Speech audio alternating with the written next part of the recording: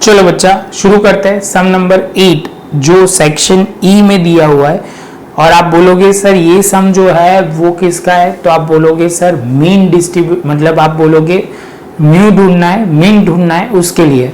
तो शुरू करते बच्चा। If the diameter of a pipe produce by a company manufacturing pipe is 20 mm to 22 then it is accepted by the specified group of customer। एक pipe का diameter 20 से लेके 22 के बीच में होगा तो वो एक्सेप्ट करेंगे वो कस्टमर।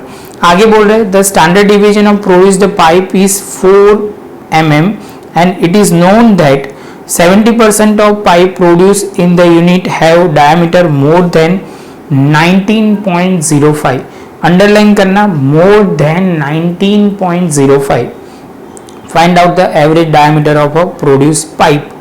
और उसके बाद बोला है also find the percentage of pipe rejected by specific group of customer. तो बच्चा ये जो पॉइंट है वो बहुत ही अच्छा है, लिंक करना पड़ेगी पहली लाइन से।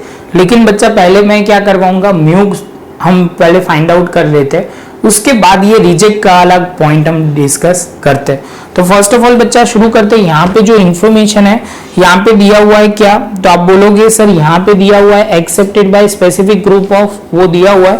उसमें फिर से एक बार एक पॉइंट देखना पड़ेगा, यहाँ लिखना पड़ेगा द स्टैंडर्ड डिविजन इज 4। तो यहाँ पे हमने लिख दिया 4।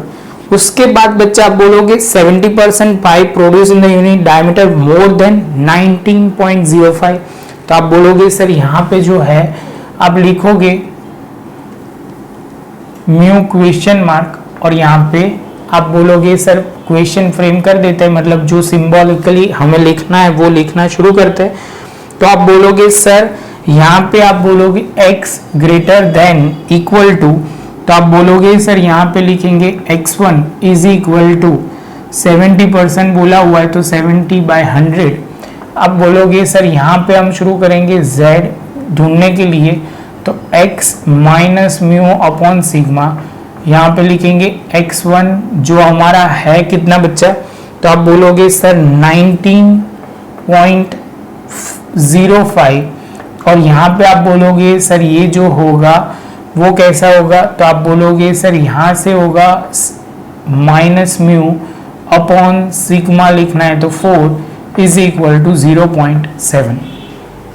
यहाँ तक क्लियर हुआ बच्चा। अभी आप समझना ये जो पॉइंट है वो थोड़ा ध्यान से समझना है, क्योंकि यहाँ जो पॉइंट बोला हुआ है वो 0.7 तक की बारी हो रही है। तो आप बोलोगे सर 0.7 मतलब आपको मोर देन वर्ड लिखा हुआ है, मोर देन बोला हुआ है, तो मोर देन मतलब आप बोलोगे सर ये तो होगा ही, यहाँ तो पूरा कवर हो जाएगा क्योंकि यहाँ का तो होता है 0.5। तो आप बोलोगे सर और भी आगे जाना पड़ेगा, कितना, तो आप बोलोगे सर वो 0.2 आगे जाना पड़ेगा। समझ में आ रहा है बच्चा, क्योंकि यहाँ 0.7 दिया हुआ है टोटल प्रोबेबिलिटी, तो यहाँ की टोटल प्रोबेबिलिटी 0.5 होती है, उससे आगे 0.2 जाना पड़ेगा। तो हमारा Z1 जो होगा वो आपको ध्यान में रखना है, वो लेफ्ट हैंड साइड पे आएगा। ये पॉइंट बच्चा समझ पा रहा है तो मुझे अच्छा लगेगा, क्योंकि यही मेन पॉइंट है।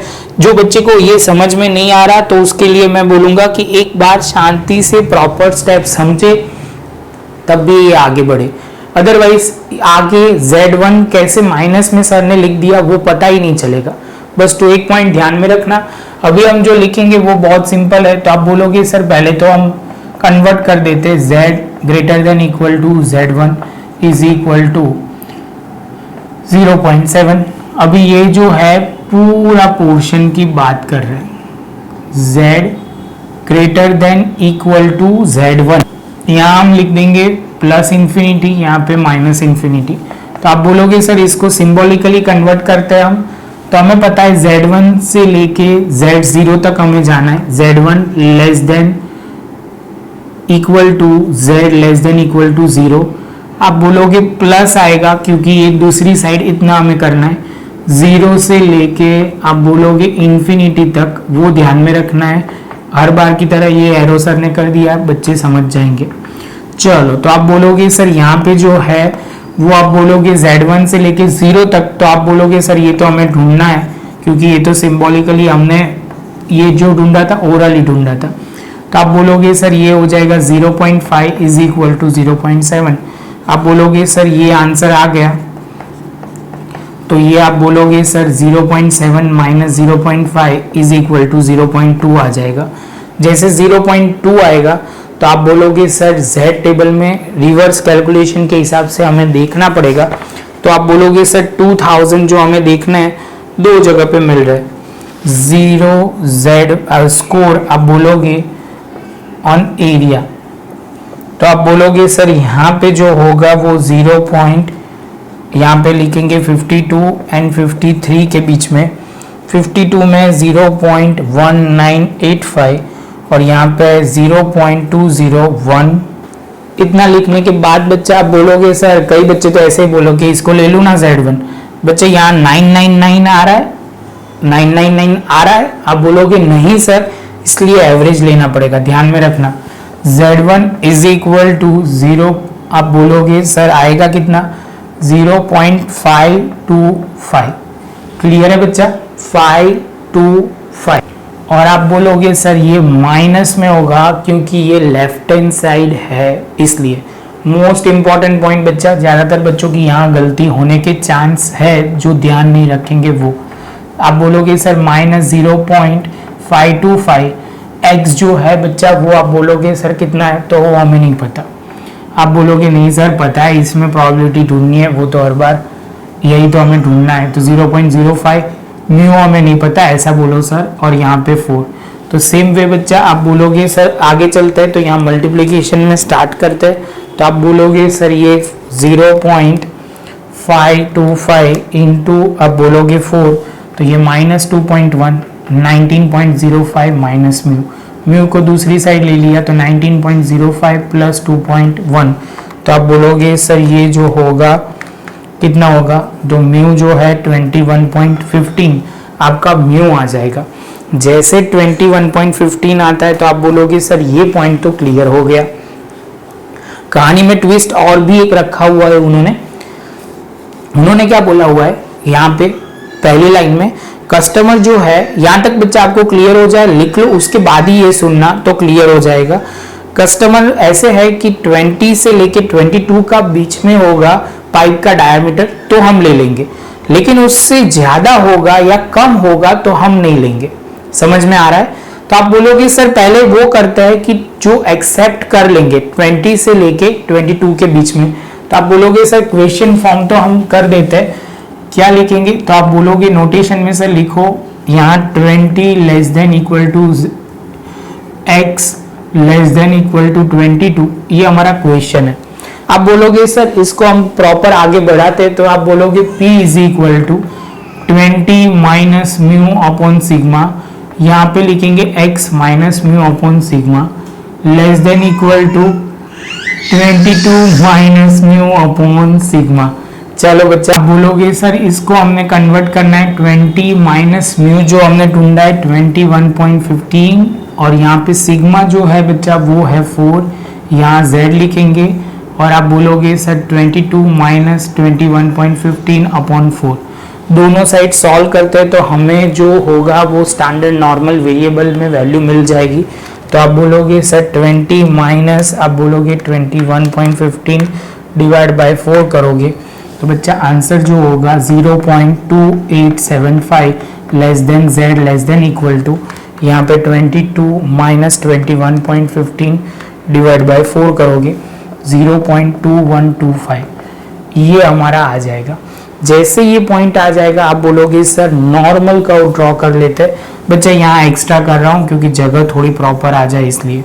तो आप बोलोगे सर एक माइनस में एक प्लस में, तो आप बोलोगे सर लिखेंगे कितना, तो यहाँ पे बच्चा देखो Z1 जो हम लिखेंगे 0.29 लिख रहा हूँ बच्चा, ये 0.29 और इसका मैं लिख रहा हूँ 0.21, तो ये जो है वो Z2 0.21।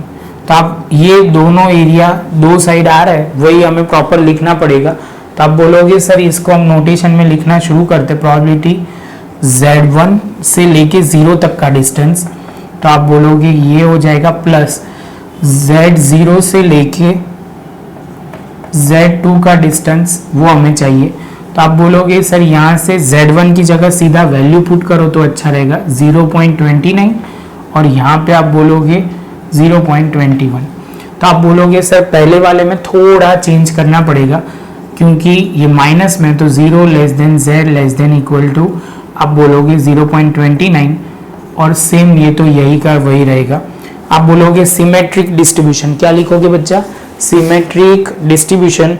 तो आप बोलोगे 0.29, 2 में 9 में देखना है तो 1141 प्लस 2.1 जो है वो होगा कितना? 0.0832। जैसे ये पॉइंट कंप्लीट होता है बच्चा तो आप बोलोगे 1141 प्लस 0.0832, सॉल्व करोगे तो 1973 आएगा। 1973 बच्चा आप बोलोगे सर ये तो जो आपने ढूंढा ना वो क्या ढूंढा? तो यहाँ पे आपको एक लाइन लिखनी पड़ेगी। यहाँ पे क्या लिखनी पड़ेगी? If the diameter of pipe produced by the company manufacturing pipe 20 to 22 mm then it is acceptable by specific customer। अभी हमें तो क्वेश्चन पूछा गया है it is not accepted by specific customer, तो आप लिखोगे सर यहाँ 1 माइनस 0.1973, ये माइनस करके बच्चा आप बोलोगे तो ये जो आंसर आएगा वो कस्टमर एक्सेप्ट नहीं करेगा, रिजेक्ट कर देगा। तो ये वाली प्रोबेबिलिटी आपको ढूंढनी थी। ये था बच्चा हमारा सिंपल और अच्छा पॉइंट। आपको परसेंटेज टर्म में भी पूछा गया है, ऐसा है लिखा हुआ है कि फाइंड आउट द परसेंटेज। तो आप बोलोगे सर ये परसेंटेज जो होगा उसको इनटू के साथ मल्टीप्लाई करोगे, मतलब इनटू 100 करोगे तो 80.27 परसेंटेज जो आएगा वो हमें ध्यान रखना पड़ेगा। इसके साथ बच्चा आप बोलोगे ये पॉइंट क्लियर हुआ, तो ये क्लियर होने के बाद प्रॉपर लिख लो। अभी हम जो जाएंगे वो बहुत ही इंपॉर्टेंट डेसिमल परसेंटाइल, वो कैलकुलेशन कैसे करना है वो हम शांति से देखेंगे। तो प्रॉपर नोट्स बुक ये लिख लो, समझ लो, और जहाँ पे एक एक लाइन मैंने बोली है ओरली, जो मैंने नहीं लिखा वो आप प्रॉपर लिखना, तो आपको बहुत हेल्पफुल रहेगा। अदरवाइज आप फिर से रिफर करोगे थोड़ा कंफ्यूजन आएगा और कुछ नहीं रहेगा। मिलता है बच्चा नेक्स्ट लेक्चर में नए एक वीडियो के साथ। वीडियो अच्छा लगा हो बच्चा तो लाइक शेयर सब्सक्राइब जरूर करें। मिलेंगे नेक्स्ट लेक्चर में नए एक टॉपिक के साथ।